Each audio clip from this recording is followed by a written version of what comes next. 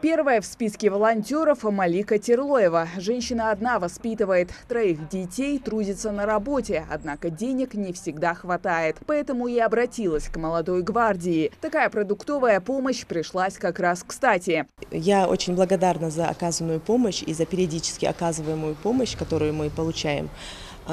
Всем хочу сказать спасибо большое. В это сложное время это для нас, конечно, очень большая помощь. В священный месяц хочу поздравить всех мусульман с наступающим праздником и пожелать всем довольства Всевышнего.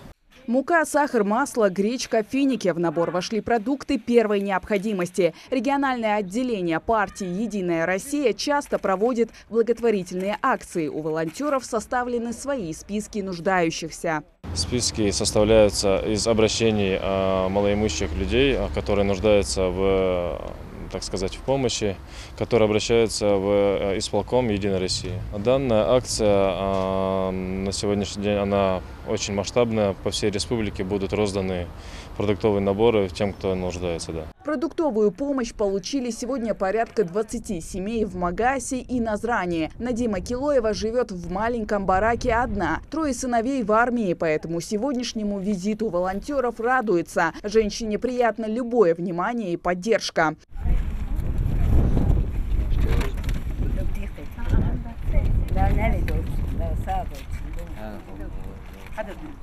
Рамадан – это лучшее время, чтобы проявить милосердие и щедрость. В подобных акциях может принять участие каждый желающий. В священный месяц награда за благие дела увеличивается в несколько раз. Хава Газикова, Асхаб Белакиев, Новости 24.